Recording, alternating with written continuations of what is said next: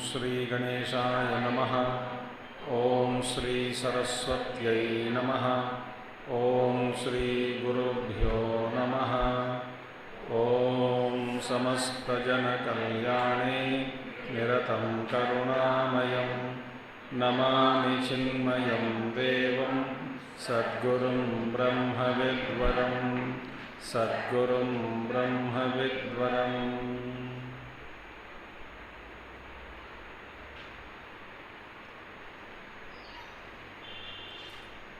ओम व्यासं वसिष्ठनप्तारं शक्तिर्पौत्रमकल्मषं पराशरात्मजं वन्दे शुकतातं तपोनिधिं। व्यासाय विष्णुरूपाय व्यासरूपाय विष्णवे नमो वै ब्रह्मनिधये वासिष्ठाय नमो नमः। श्रुतिस्मृतिपुराणानाम् आलयं करुणालयं नमामि भगवत्पादं शङ्करं लोकशङ्करम्। वसुदेवसुतं देवं कंसचाणूरमर्दनं देवकी परमानन्दं कृष्णं वन्दे जगद्गुरुं कृष्णं वन्दे जगद्गुरुम्।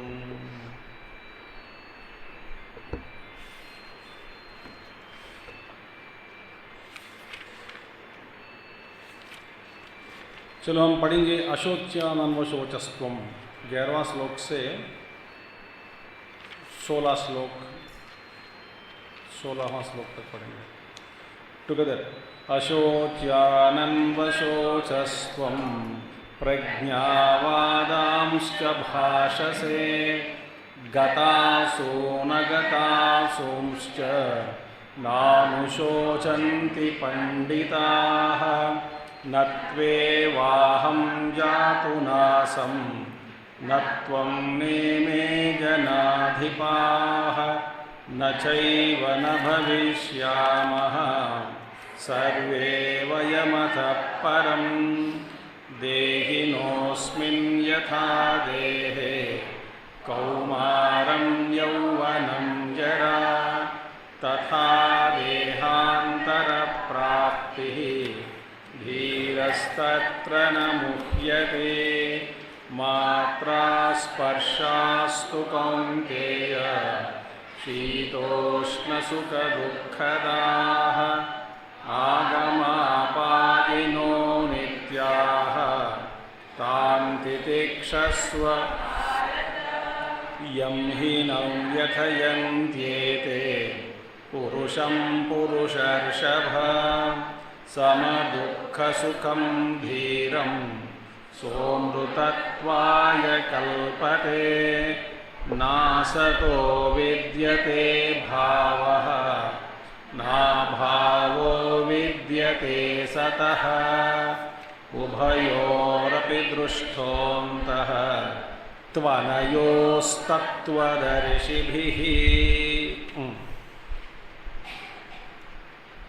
किं पुनः तद यत्सद एव सर्वदा एव अस्ति इति उच्यते। तो हमने देखा कि सत क्या है, असत क्या है और अंतः निर्णयः तत्वदर्शिभिः।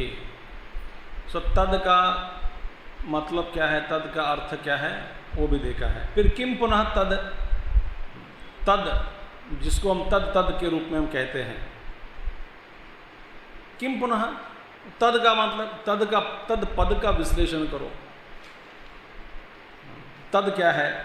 यत् सद एव, जो सदैव जो सत ही है और सर्वदा एव जो हमेशा के लिए भी है। माने तद क्या है? तद सत एव है ना, सत है। और सर्वदा सत, हमेशा के लिए सत वस्तु, सर्वदा एव अस्ति इति उच्यते। तो जो हमेशा के लिए जो वस्तु है जिसको हम सत्य कहते हैं और तद रूप में इसका हम पुकारते हैं, वो क्या है? तो क्योंकि पहले श्लोक में भाष्य में देखिए उभयोरपि दृष्टवन्तः तो अनयो तत्वदर्शी भी और तद के रूप में इति तत् सर्वनामा सर्वम, इसके साथ व्याख्यान के साथ आचार्य शंकर जी अपना व्याख्या समाप्त किया। अब हम देखेंगे 17वां श्लोक। अविनाशी तु तद्विद्धि येन सर्वमिदं ततं विनाशमव्ययस्यास्य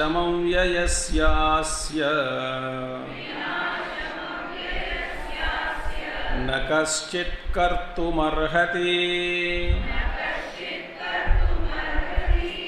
अविनाशी तु तद्विद्धि येन सर्वमिदं ततं विनाशमव्ययस्यास्य न कश्चित् कर्तुमर्हति।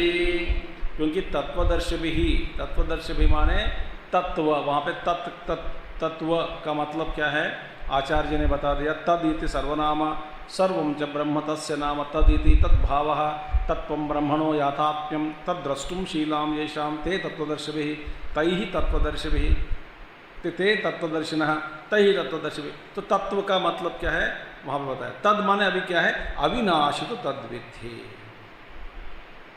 अभी हम क्या कह रहे हैं इस श्लोक में? भगवान श्री कृष्ण कह रहे हैं तद वस्तु के बारे में। जिसको हम तद कहते हैं वही सत है, सर्वदा सत है, सद है। अच्छा, तो इसी के अभी इसके बारे में, आत्म तत्व के बारे में इस श्लोक में अविनाशी तद विद्धि, तद रूपेण जिसको हम दिखाया। तो अविनाशी, अविनाशी का मतलब है न विनष्टुम शीलम अस्य इति।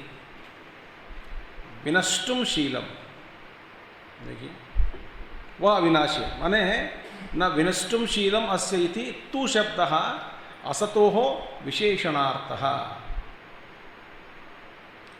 न विनष्टुम शीलम, जिसका स्वभाव, शीलम माने स्वभाव, जिसका स्वभाव क्या है? न विनष्टुम, विनष्ट माने कभी भी नष्ट नहीं होते, कभी नष्ट नहीं होता। सो जो जिस तत्व कभी नहीं नष्ट नहीं होता, कभी नष्ट नहीं होता, उसको हम कहते हैं अविनाश। अविनाशी न विनष्टुम शीलम अस्य इति। तू ते अविनाशी, तू करके होता श्लोक में।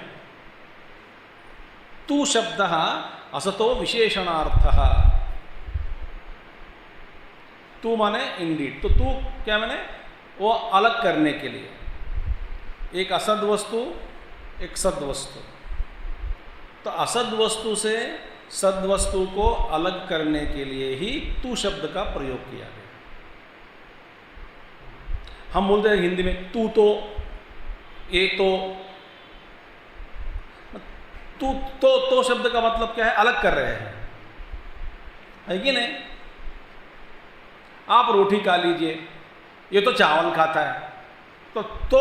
तो माने ये रोटी खाने वाले में नहीं है, चावल खाने वाले में आ गया। तो रोटी का मैं, रोटी खाने वालों से चावल खाने वाला को अलग कर रहे हैं। क्या शब्द? तो, है कि नहीं? सो तू अविनाशी, तू माने इससे पहले तो असत से जिस वस्तु को अलग किया गया, तो तू शब्द विशेषणार्थः, एक विशेषता दिखाने के लिए है। ये तो वो है, तो विशेषणार्थः। तद विद्धि, अब देखिए तद माने अविनाशी, सो तद विद्धि, तद विद्धि विजानीहि, विजानीहि जान लो, जानो, इसकी जानकारी प्राप्त कर लो, तद विद्धि। तो विजानीहि किम, वो क्या तद वाले, आप किम क्या है, वो क्या होता है, माने किसको समझना है, किम विजानीहि, किसको जानना है, ये न सर्वम इदम जगत, ये न जिसके, जिससे, हाँ सर्वम इदम, सर्वम इदम, ये सारे जो इदम इदम इदम इदम इदम त्वेन यो भासते, तो इदम तो रूपेण इदम सर्वम माने जगत सर्वम, इदम सर्वम ये न सर्वम इदम माने जगत, सारी जो जगत हैं, ततम, ततम माने व्याप्तम, ततम का मतलब क्या है, व्याप्तम। सो ये न, सो जिस, तो शब्दवाच जो भी है, सो सर्वम इदम जगत ततम व्याप्तम, व्याप्तम किससे व्याप्त किया हुआ, सद आख्येन ब्रह्मणा, ब्रह्मणा व्याप्तम, ब्रह्म के द्वारा ये सारी जगत जो व्याप्त किया गया।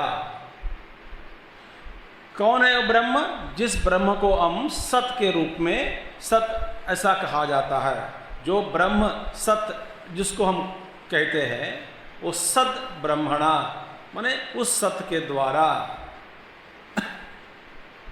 इदम सर्वम जगत ततम माने व्याप्तम माने व्याप्त किया गया। देखिए ब्यूटीफुल। तो शब्दवाच्य ब्रह्म को सत शब्दवाच्य, देखिए ब्रह्म को ही सत कहते हैं, तो उस सत शब्देन ब्रह्मणा इदम सर्वम व्याप्तम, कहते हैं कैसे, स आकाशम, स आकाशम, स आकाशम माने आकाश सहित, किस लिए कह रहे हैं आकाश सहित, देखिए क्योंकि अब देखिए जरा मन में, तो आकाश को हमेशा याद करना पड़ता है हमें अपने आप को, क्योंकि पृथ्वी दिखती है, जल को भी देख सकते हैं, अग्नि दिखाई पड़ता, वायु का हमेशा उसका स्पर्श जोरदार लगातार होता रहता है, मगर आकाश का हम भूल जाते हैं।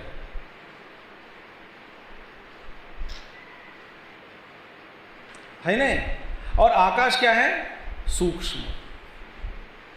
इन सारे पंचमहाभूतों में सबसे सूक्ष्म क्या है, आकाश। अच्छा, तो स आकाशम माने आकाश सहित सारी जगत जो है, जैसे आकाश सहित माने आकाश सहित ये सारी जगत, यूं मत समझो कि आकाश को छोड़ दिया, नहीं ना, आकाश भी देखिए, आकाश ही सर्वव्याप्त है ना, तो आकाश को भी व्याप्त करके जो बैठा वो ब्रह्म है।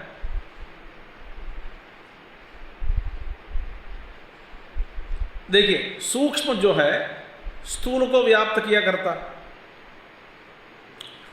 है कि नहीं, जो सूक्ष्म है स्थूल को व्याप्त करके भासता है या रहता है। अब सबसे सूक्ष्म क्या है पंचमहाभूतों में, आकाश। तो आकाश का क्या है, व्याप्तम माने सर्वविदम, माने हर वस्तु को आकाश व्याप्त करके बैठा, माने हर वस्तु आकाश के द्वारा, आकाश से ही व्याप्त किया गया है ना। अभी आकाश ही सूक्ष्म है, अब यूं कल्पना करो आकाश से भी सूक्ष्म ब्रह्म, और उदाहरण क्या देते हैं, आकाशेन एव घटादयः, जैसे घट आदि को आकाश से, घट आदि के सदृश में, जैसे आकाश है संपूर्ण विश्व, जैसे आकाश से घट आदि का जो व्याप्त हुआ, माने घट का व्याप्त किसने किया, आकाश है कि नहीं। घट के अंदर भी आकाश, घट से, घट के बाहर भी आकाश, घट के दो कण कण में भी आकाश, भैया घट का अस्तित्व कहाँ है? आकाश में ही। यदि अस्तित्व आकाश ही नहीं है तो घट का अस्तित्व होना असंभव। जैसे घट, आकाश घट को व्याप्त करके बैठा, अंदर बाहर भीतर सब जगह, और घट है किस लिए? आकाश है, आकाश में ही घट है। यदि आकाश नहीं है, नहीं होता, तो घट का अस्तित्व होना असंभव, क्योंकि अवकाश, अवकाश को भी हम कहते हैं आकाश। अब यूं कल्पना करो, जैसे घट के बीहर बाहर अंदर हर जगह जो आकाश व्याप्त करके घट को बैठा, उसी तरह ब्रह्म, जो ब्रह्म वस्तु जो है, आकाश को भी व्याप्त करके बैठा है। My God.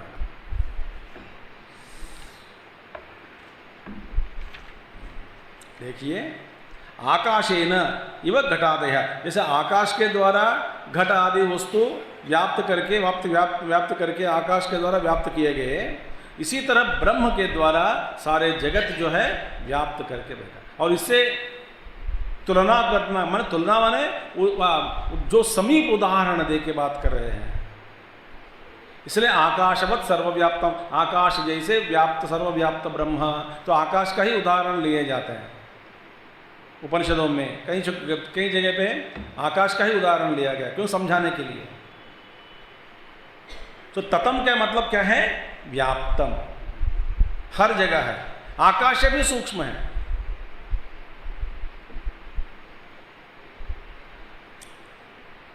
विनाशम, विनाशम माने अदर्शम, अदर्शनम, अभावम, उन्हें अव्ययस्य न व्येति, उपचय अपचयो न याति इति अव्ययम तस्य अव्ययस्य।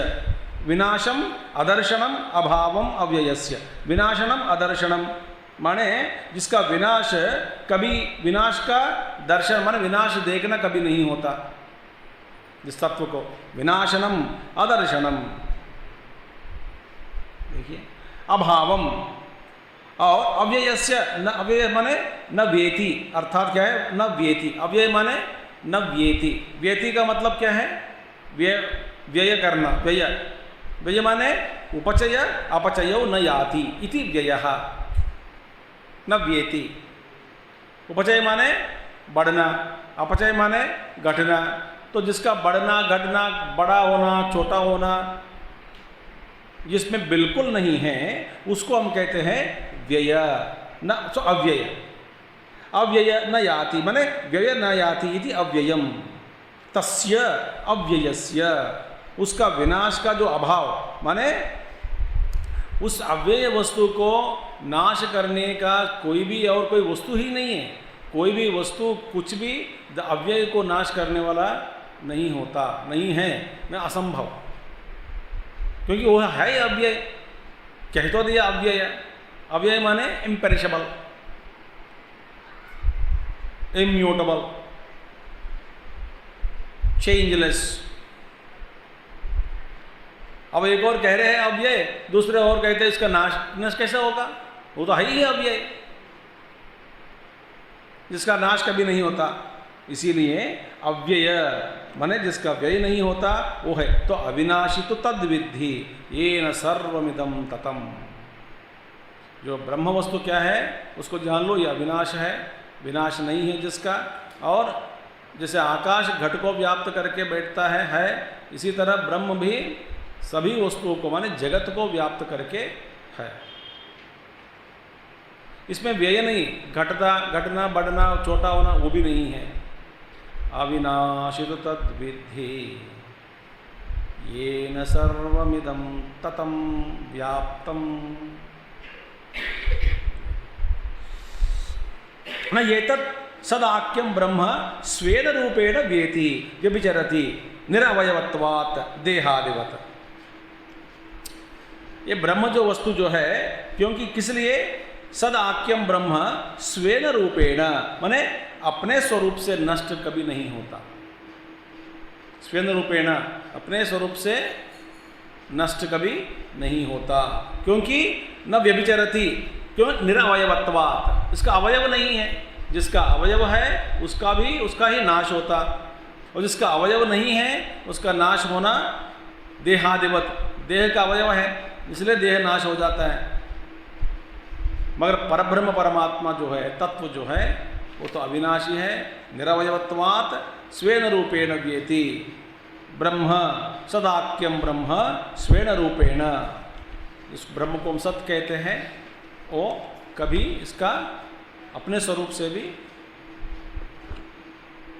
स्वरूपतः न व्येति, बस स्वरूप में कोई परिवर्तन नहीं होता, स्वरूप में कोई व्यय नहीं होता, माने बढ़ना घटना नहीं होता। अच्छा, अब देखिए आगे बताते हैं आचार्य जी, न अपि आत्मीयेन आत्मीय अभावात् यथा देवदत्तो धनहान्या व्येति न तो एवं ब्रह्म व्येति। देखिए अब दो तरह का बताते हैं, तथा और न अपि आत्मीयेन, आत्मीयेन माने आत्मीय अभावात्। अब देखिए अब देखिए दो तरह का व्यय होता है। व्यय माने परिवर्तन, नाश, नष्ट होना। क्या है? एक है हमारे स्वरूप में कुछ बदलाव आ गया, चेंज हो गया, परिवर्तन हो गया, तो उसका है, उसका भी हम कहते हैं नाश, माने नष्ट हो गया।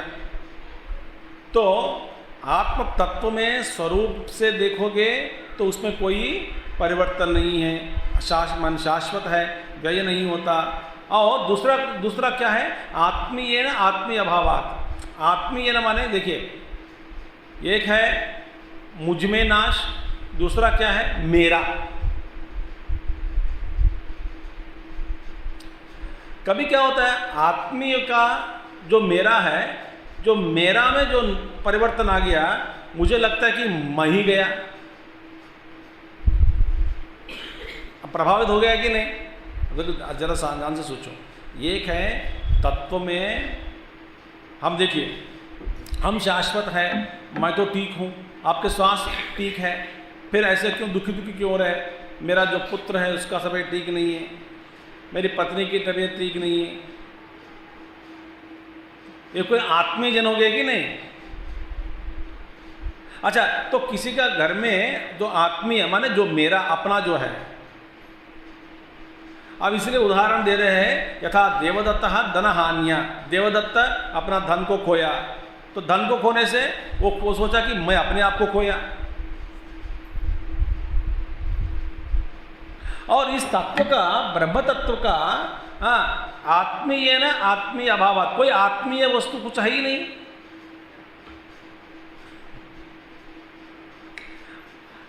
देखिए मेरे स्वास्थ्य तो ठीक है, मगर फिर भी मैं ठीक नहीं हूँ। क्यों? घर वालों के जितने भी सदस्य सब बीमार पड़ गए हैं, इसलिए मैं ठीक नहीं हूँ। देखिए उसमें व्यय आ गए कि नहीं व्यय? और आत्मा जो है मैं ही हूँ और मेरा कुछ है ही नहीं, क्योंकि मैं सर्वत्र सर्वव्यापक हूँ। ब्यूटीफुल। यथा देवदत्तो धनहान्या व्येति न तो एवं ब्रह्म व्येति। इसी तरह ब्रह्म का भी व्यय कभी नहीं होता। कभी कभी हमारा दुख कैसा है, सब ठीक है मैं ठीक नहीं हूँ, ये एक दुख है। कभी कभी मैं ठीक हूँ बाकी सब ठीक नहीं है। बाकी सब ठीक नहीं है माने जो मैं जो मेरा जो कहते हैं, मुझ में कुछ हो गया हो मैं दुखी रहता हूँ, और मेरे जितने मेरे वाले या मेरे वाला वस्तु आदमी जो भी है उनको कुछ हो गया हो फिर भी मैं दुखी हो जाता हूँ। पर आत्मा में स्वयं रूपेण अपि न व्ययः, और आत्मीय जन है कुछ है ही नहीं अदर इसके अलावा, इसीलिए उस तरह का भी व्यय नहीं होता। तो दोनों तरह का व्यय नहीं होता, इसी को कहते हैं अविनाश।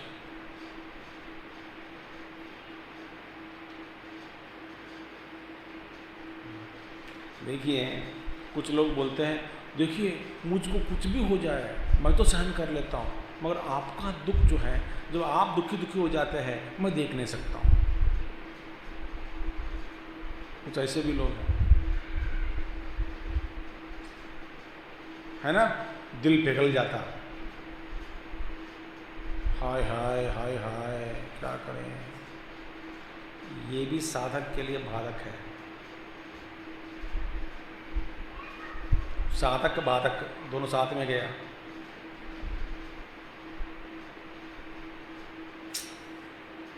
इसको भी त्यागना है। अतः इसीलिए अव्ययस्य अस्य ब्रह्मणः विनाशम न कश्चित कर्तुमर्हति, माने इसका विनाश, अविनाशी ब्रह्म का विनाश करना कोई भी समर्थ नहीं होता। क्यों है? किसी को भी ये साध्य नहीं है। ब्रह्म को, अविनाशी ब्रह्म को खत्म करना, अविनाशी ब्रह्म को विनाश करना नहीं होता। न कश्चित आत्मानं विनाशयितुं शक्नोति ईश्वरः अपि,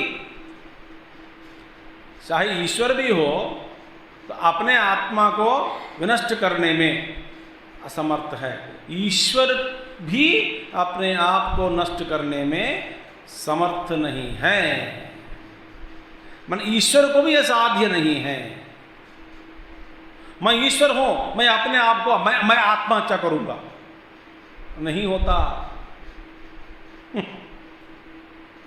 देखिए, ईश्वर अपि, ये है अविनाशी तत्व।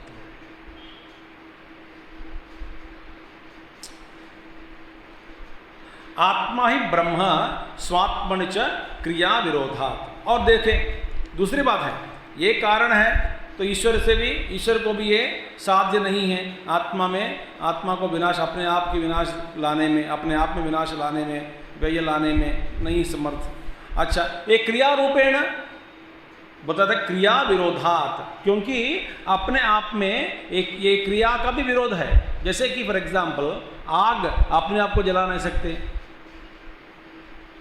अच्छा, आप अपने कंधे पर बैठो, क्या बात कर रहे हैं, आप अपने ही कंधे पर बैठो, होगा क्या? क्रिया विरोधात्।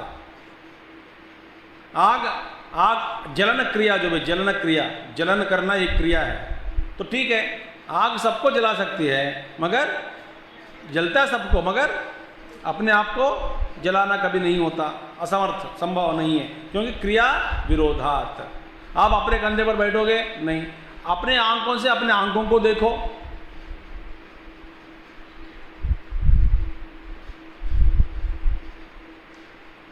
तो क्रिया विरोधात्। इसीलिए ब्रह्म, आत्मा स्वयं ब्रह्म है और अपने आप में क्रिया विरोध होने से भी इसका नाश कभी नहीं हो सकता। माने अच्छा, दूसरों को मार दे, भाई आपके अलावा दूसरा वस्तु है ही नहीं, मैं अपने आप को मार दूं, भाई क्रिया भी साध्य नहीं वहां पे।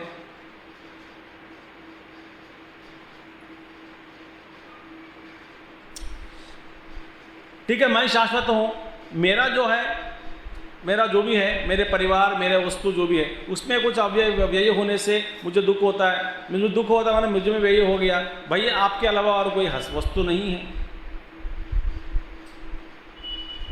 आत्मा के लिए आत्मीय वस्तु कोई है ही नहीं, तो अपने आप में क्रिया विरोधात् उसका नाश नहीं हो सकता। मेरे अलावा और कोई वस्तु नहीं है तो भी, इसीलिए भी व्यय नहीं है, तो फिर है क्या? मैं हूं। मैं माने ब्रह्म, आत्मा।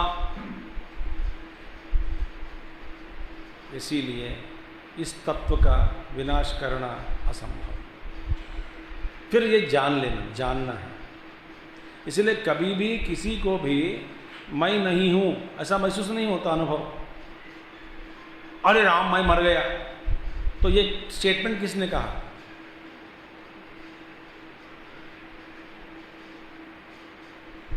ये मैं मर गया भी झूठ है। तो किसी ने हमसे कहा कि स्वामी जी मैं मर गया, बोले लेटो, 4 लोगों को बुलाऊंगा, राम नाम सत्य है।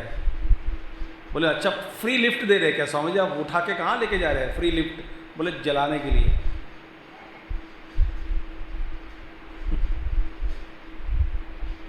मैं मर गया, मरेगा भी नहीं। हर मरा हुआ आदमी बोलते हैं कि मैं मरा ही नहीं। स्वामी जी आपको ऐसा जानते हैं, मर के देखो।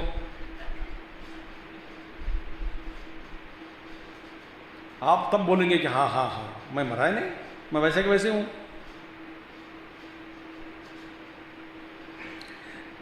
इसीलिए किम पुनः तद असत यत् स्वात्मसत्तां व्यभिचरति इति उच्यते। तो फिर दो असत पदार्थ किम तत् पुनः असत, तो असत पदार्थ क्या है? असत पदार्थ क्या है? यत् स्वात्मसत्तां व्यभिचरति, जो अपने जो सत्ता जो है उसको छोड़ देते हैं। अपने सत्ता को छोड़ने वाली जो है, माने अपने स्वरूप को छोड़ने वाली, माने कोई टिकता नहीं, बदलता रहता है, उसी को कहते हैं असत। तो असत वस्तु क्या है? अब देखिए, सत और असत का विवेक हम तो कर लिया। तो सद वस्तु क्या है? अविनाशित तद्विद्धि येन सर्वविदं ततं व्याप्तम। तो भाई बता दिया सद वस्तु। अभी असद वस्तु क्या है? कहते हैं अंतवंत इमे देहाः नित्यस्योक्ता शरीरिणः अनाशिनो प्रमेयस्य तस्माद्युध्यस्व भारत।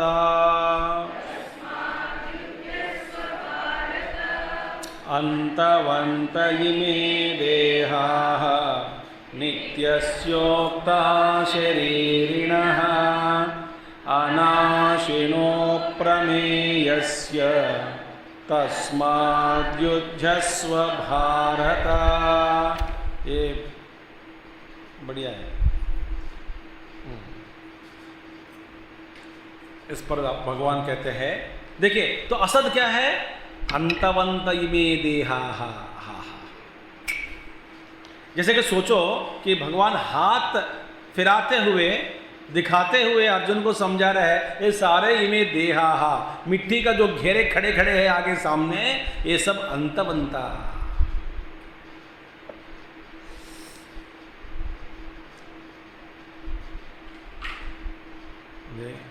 गेहूं का रूप अलग है। गेहूं को पाउडर बना दिया, चूर्ण, तो क्या हुआ? आटा। तो आटा फिर पीसा पानी डाल के, फिर उसको रूप बदल गया। फिर उसको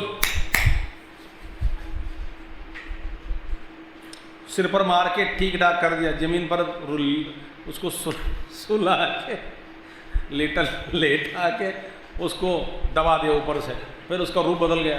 फिर बाद में सेका, रूप बदल गया, है कि नहीं? फिर आप प्लेट में लाया, पहले गर्म थी, बाद में ठंडा पड़ गया, फिर बाद में आप खाया, चबाया, रूप बदल गया, हजम हो गया, रूप बदल गया। तो है ही कहाँ इसका? इसी तरह आटा को, गेहूं को लाना, फिर आटा बनाना, फिर उसको गोल गोल करना। देखो एक एक स्टेज पे रूप बदल गया कि नहीं? इसका गुण भी बदल गया। माने गुण माने इसका एक प्रयोग, उपयोग का गुण बदल गया।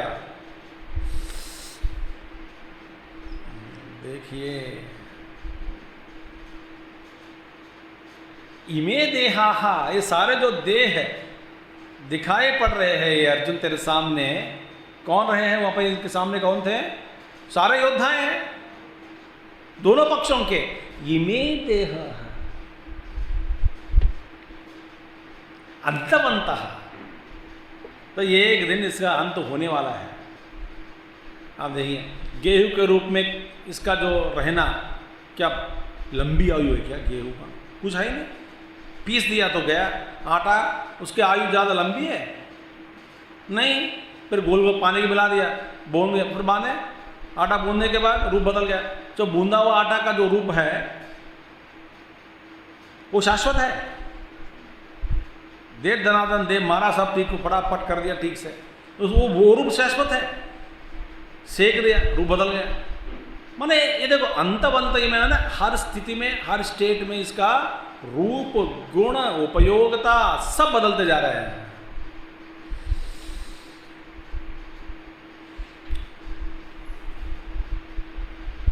अंतवंत इमे देहाः अंतः अंतवन्तः, अंत विनाशः विद्यते येषां ते अंतवन्तः। माने जिसका विनाश होना अवश्यम भाव, अंत विनाशः विद्यते येषां, जिसका अंत होना निश्चय है उसको कहते हैं अंतवंतः, जिसका अंत है। देखो आगे कहते हैं भगवान कृष्ण आद्यंतवंतः कौन्तेय, इसका आदि भी है अंत है भैया। बुधः न तेषु रमते, अंतवन् विनाशः विद्यते येषां ते अंतवन्तः यथा मृगतृष्णिकादो सद्बुद्धि अनुवृत्ता। जैसे कि मृगतृष्णा में सतबुद्धि कितने देर है बताओ। सतबुद्धि माने मृगतृष्णा को देख लिया, देखने के बाद है मृगतृष्णा रेनबो इंद्रधनुष दिखाई पड़ रहे हैं आंखों के सामने आपके, तब है कि नहीं? हेलो ये रहा, इधर देखो आंखों के सामने दिख रहे कि नहीं इंद्रधनुष।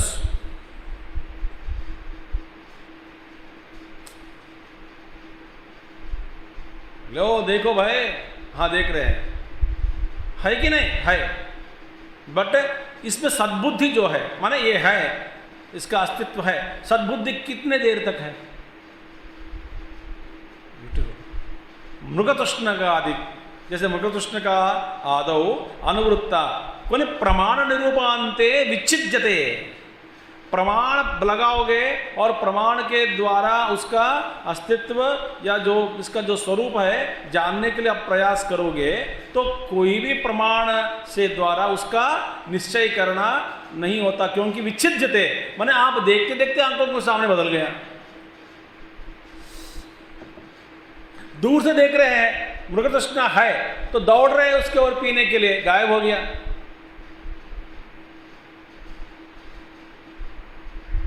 हर हमारा जीवन भी ऐसे ही है ना। भविष्य का प्लान करते करते करते करते करते एक दिन हम बैठ जाते हैं कहाँ? यमराज के भाई सामने। बोल कब आए हो? मैं बधू नहीं मालूम, मैं सो तो गया, मैं आंख खोला तो इधर हूं। पता नहीं लगता कब अंत होता है। सब प्रमाण निरूपणांते, सो निरूपण प्रमाण द्वारा एक निरूपण करने के लिए वो प्रयास करते हैं। फिर जान लिया, प्रमाण लगाया, प्रमाण माने मीन्स ऑफ नॉलेज, देखा कि इसका है कि नहीं, क्या है इसका स्वरूप, क्या है, पहचानने के लिए कोशिश किया तो विच्छिद्यते।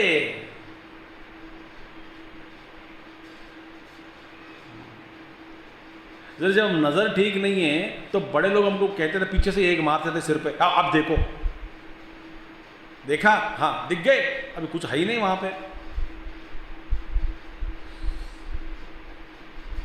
एक मारना होता है, मारना है पीछे से। विच्छिद्यते स तस्या अंताः अंतः तथा इमे देहाः। इसी तरह प्रमाण के द्वारा आप जरा सोचोगे कि शरीर है या नहीं, वास्तव में शरीर है ही नहीं, क्योंकि शरीर क्या है? ये तो एनर्जी अंदर शक्तिमय है, इसका रूप भी मिथ्या है। आपके आंखों के सामने नजर में आपको अनुभव हो रहा है कि ये है, वास्तव में बदलता रहता है, वो है ही नहीं। ऐसा ध्यानाभ्यास में महसूस होता है। जब होने लग जाता है लोग, साधक लोग डर जाते हैं, हाय राम मेरा शरीर कहाँ गया? है ना, बस भगवान बचा दिया।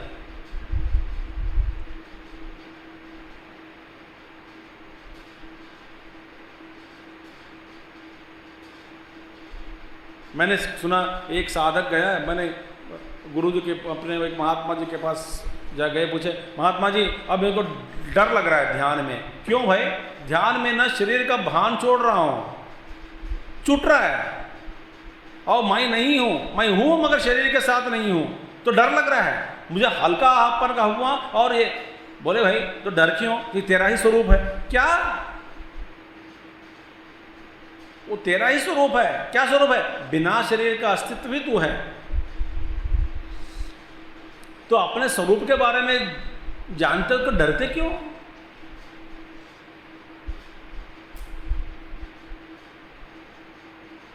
प्रमाण निरूपणांते विच्छिद्यते स तस्याः अंतः तथा इमे देहाः स्वप्न माया देहादिवत। माया के जो शरीर आदि की तरह भांति ये सब शरीर अंत वाले हैं। स्वप्न शरीर माया है कि नहीं? माया, स्वप्न माया देहादिवत,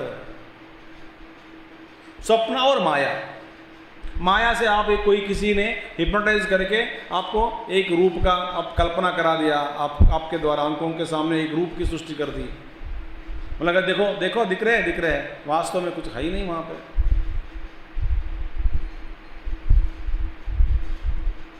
भगवान देखिए, स्वप्न माया आदिवत च अंतवंतः, ये सारे जो देह है, स्थूल देह जिसको पकड़कर हम लटक रहे हैं, लटकना नहीं, आलिंगन करके बैठे हैं और छोड़ना भी नहीं चाहते हैं।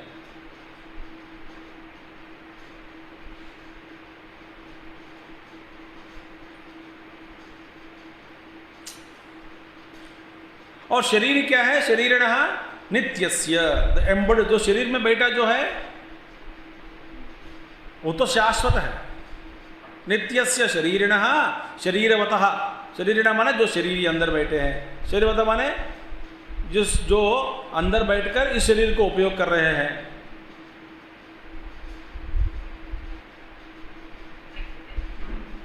तो अंदर शरीर ही है और इस शरीर को उपयोग कर रहे हैं। शरीरवतः अनाशिनः, इसका नाश नहीं है, अविनाशी। अप्रमेयस्य आत्मनः अंतवन्तः इति उक्ता विवेकिभिः, तो विवेकी पुरुषों द्वारा ये अंदर जो बैठे वो तो अविनाशी है, मगर बाकी सारे शरीर जो है वो तो नाशवान। क्यों नाशवान है? इसका अस्तित्व प्रमाण के द्वारा आप यदि जान लोगे, जानने के लिए आप प्रयास करेंगे ये क्या है, ऐसा आप तात्विक दृष्टि से आप पहचानने के लिए प्रयास करोगे, वास्तव में शरीर ही नहीं है। इसलिए एक महात्मा जी ने बताया, अरे यमराज आने तक क्यों बैठना है, इसे पहले ही ध्यान करके शरीर का भान नहीं छोड़ दो। जैसे परीक्षित जी, क्या जब परीक्षित तक्षक जी आए, जब काटा तो है ही नहीं वहां पे, परीक्षित जी शरीर से परे हो गए, समाधिस्थ हो गए, तब तक्षक जी आके शरीर से काट कर लेके गए। परीक्षित महाराज को ये अनुभव हुआ नहीं।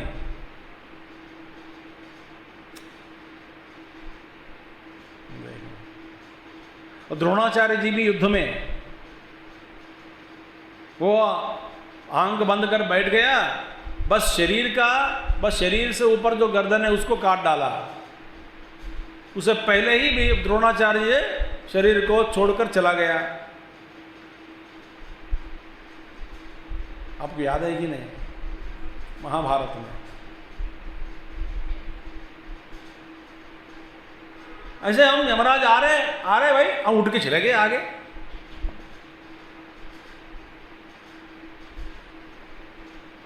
वो भी खुश, चलो भाई तेरे साथ इस रस्सी का उपयोग करना नहीं पड़ा जो पाश दिलाते हैं, पाश खींचने के लिए। मगर वो कुछ लोग चिकलेट टाइप है, चिकलेट माने चिपकता है, वो लेट भी करते हैं, देरी करते हैं छोड़ने में, उसको रस्सी बाँस मार कर खींचो।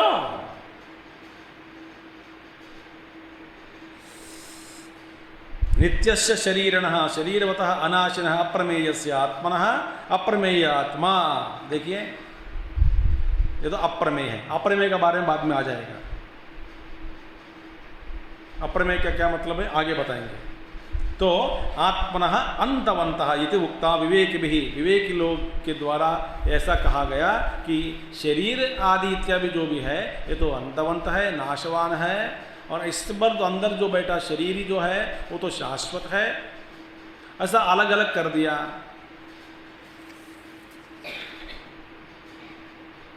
अच्छा, नित्यस्य अनाशिनः इति न पुनरुक्तम नित्यत्वस्य द्विविधत्वात् लोके नाशस्य। अब देखिए बताते हैं, नित्यस्य अनाशिनः इति न पुनरुक्तम। अब देखिए देखो शास्त्र में पुनरुक्ति, कुछ पुनरुक्ति दोष माना गया। दोष बार बार क्यों कह रहे हो? बच्चा पुनरुक्ति चाहिए समझने के लिए, मगर यहां पे ये दोष नहीं है। पुनरुक्ति कहाँ है भैया? नित्य भी कह दिया, अनाशी भी कह दिया। नित्य माने क्या है? अनाशी है, अविनाशी। तो ये एक ही कुछ भाव को दो शब्दों का प्रयोग के द्वारा समझाने के लिए वे प्रयास करते हैं। तो एक ही भाव हो गया, दो शब्द प्रयोग किया, उसको कहते हैं पुनरुक्ति, दोबारा दोहराकर कहना, दोहराना। ये दोहराना तो मानते नहीं। ऐसे तो कुछ लोगों को रिपीटिशन पसंद ही नहीं है। अब आपने इतने श्रोता हैं, अब यही वाक्य 2-3 बार मैं दोहराना चाहता हूं तो लोग वो समझ में आ गया, आगे बढ़ो। आप मन के द्वारा एक पत्थर फेंकते हैं हमारे ऊपर, वो पत्थर हमको लगता है, मैंने सोचता हूं कि देखिए आगे बढ़ो, और किसी ने दूसरा पत्थर वो उस तरफ फेंकता है, समझ में नहीं आया। अब मैं किस पत्थर का जवाब दूं?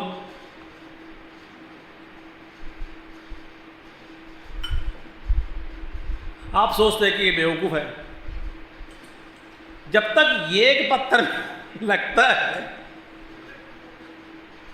तब तक मैं दोहराते रहूंगा। बात हो गई?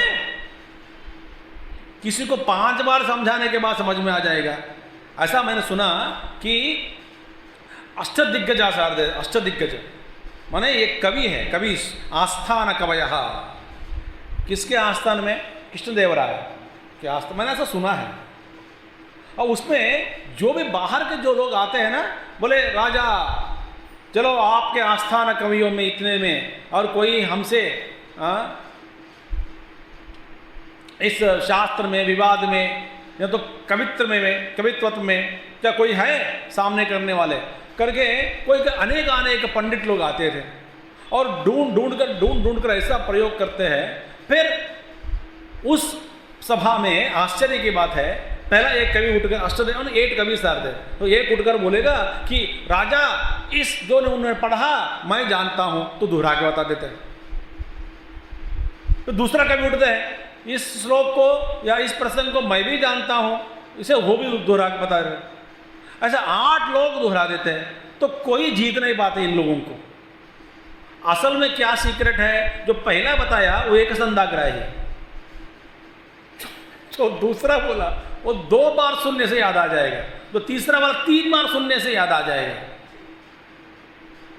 तो आए कोई कवि बड़ी मुश्किल से एक बड़ा कुछ कविता लिख करके संस्कृत में और जाके बोलेगा कि देखो ये तो इसके बारे में कोई नहीं जानते, सब बोल देते बोले इसको समझ में, मैं खुद ही लिख के आया हूं, ये लोग कैसे जानते पहले? मैंने ये ऐसे है सभा में। सिर्फ वक्ताओं में भी, मैंने श्रोताओं में भी इसी तरह के लोग होते हैं।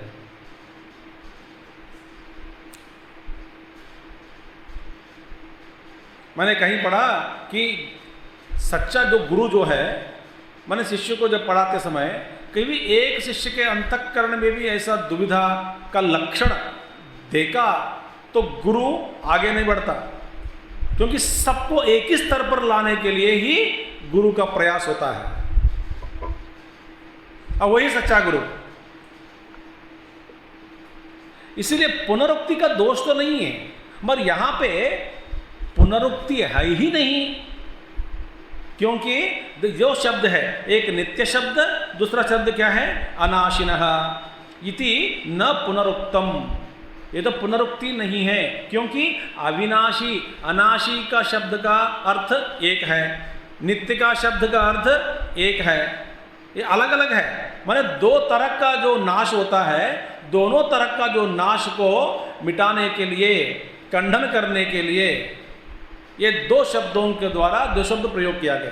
क्या है? पहला शब्द क्या है कि नित्यत्वस्य द्विविधत्वात् लोके नाशस्य च, माने 2 तरह का नित्य है, 2 तरह का नित्य माने 2 तरह का नाश है कि नहीं? हो गया कि नहीं? 2 तरह का नित्य माने कैसे 2 तरह से नित्य है बताते हैं। यथा देहो भस्मीभूतः अदर्शनम गतः नष्टः उच्यते।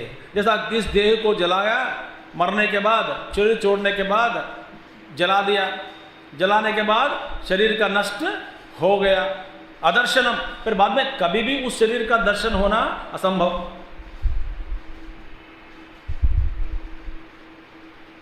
देख नहीं सकते, शरीर को ग्रहण नहीं कर सकते, गायब हो गया, अंतर्धान हो गया, तो मन नष्ट हो गया। तो एक तरह का विनाश क्या है? पूर्ण रूप से जैसे शरीर को जला दिया, एक तरह का एक नाश हो गया। दूसरा, विद्यमान अपि अन्यथा परिणतः व्याधि आदि युक्तः जातो नष्टः उच्यते। दूसरा क्या है? शरीर है मगर व्याधि के कारण उसका भी स्वास्थ्य में ढीले पड़ रहा है, धीरे धीरे धीरे धीरे फीके पड़ रहे हैं, तो इसको ये तो नष्ट होते जा रहे हैं। जातो नष्टः माने ये नष्ट हो गया। नष्ट हो गया माने जो पहला जैसा था अब ऐसा नहीं है, तो नष्ट हो गया। नष्ट मैं कहाँ हूँ भाई, मैं तो जिंदा हूँ। मगर वहाँ का नष्ट क्या है? परिणतः अन्यथा परिणतः व्याध्यादि युक्तो जातो नष्टः उच्यते। जो ये परिणाम हो रहा है, एक वो भी एक तरह का नष्ट ही है। तो देखिए, नित्यस्य का एक नष्ट को दिखाने के लिए, माने इसका नष्ट का अभाव को दिखाने के लिए, अविनाशी नाश नहीं होता माने दूसरे तरह का नष्ट को अभाव के रूप में दिखाने के लिए दो प्रयोग किया गया शब्द। माने इन दोनों रूपों से आत्मा का नाश कभी नहीं होता। क्या है? तत्र अनाशिनो नित्यस्य इति द्विविधेन अपि नाशेन असंबद्धः अस्य इत्यर्थः। अविनाशी अनाशिनः नित्यस्य इति द्विविधेन, इसे इन दोष विशेषणों द्वारा नाशेन असंबंधः अस्य इत्यर्थः। आत्मा का इसी दो तरह का जो नाश के साथ किसी भी प्रकार का संबंध नहीं है। आत्मा तो न अविनाश दोनों अविनाश भी है और नित्य भी है। एक तो फिर हमेशा एक बार शरीर जैसा भस्म हो गया, ऐसा आत्मा का कभी नष्ट नहीं होता। वैसा आदमी में परिवर्तन हो गया क्योंकि स्थूल रूप में बीमार की वजह से, इस तरह ये भी वो परिवर्तन भी एक तरह का नाश ही है। इस तरह का भी नाश आत्मा में नहीं है।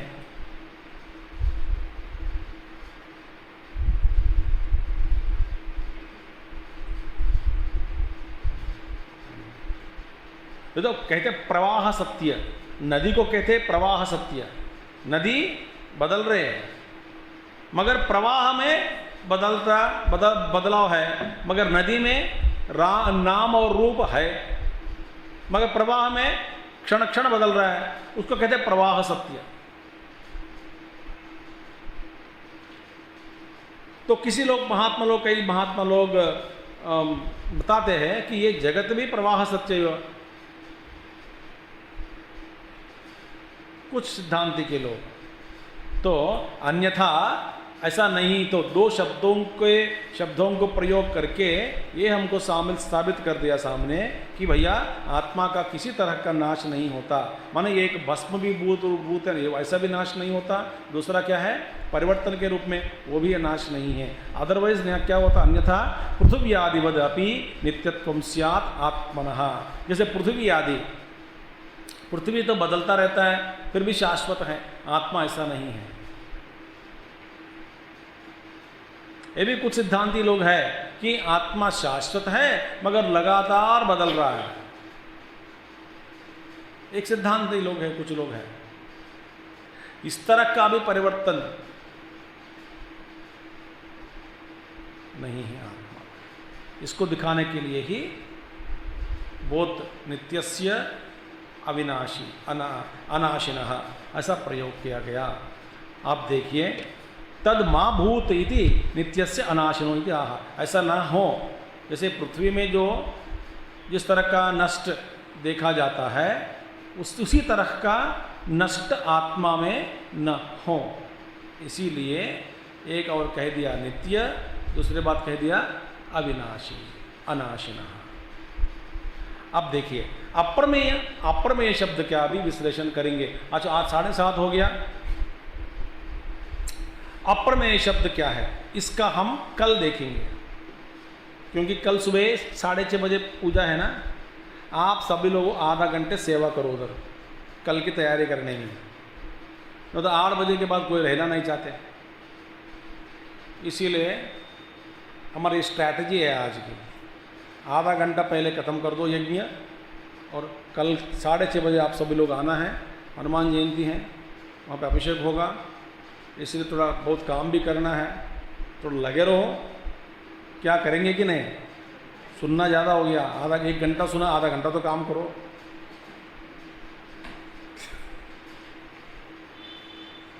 कल देखेंगे प्रमाण क्या है, आत्मा का जो बड़ा एक प्रश्न पूछता है पूर्व पक्षी, कल देखेंगे। आज आधा घंटे में नहीं होगा ये, तो कल हम देखेंगे। कल हनुमान जयंती है, सुबह 6:30 बजे आ जाइए, माने 6:15 बजे आ जाइए, तैयारी भी करनी है, अभिषेक होगी और पूजा होगी। तो इसके बाद कितने बजे, अच्छा 9:30 बजे से सुंदरकांड पाठ होगा, अंदर बैठ के, धूप में नहीं, अंदर बैठ के सुंदरकांड पाठ होगा 9:30 बजे, है ना, 9:30 बजे सुबह, ठीक है। ओम पूर्णमदः पूर्णमिदं पूर्णात् पूर्णमुदच्यते पूर्णस्य पूर्णमादाय पूर्णमेवावशिष्यते। ओम शांति शांति शांति। हरि ओम श्री गुरुभ्यो नमः। हरि ओम सद्गुरुनाथ महाराज की जय।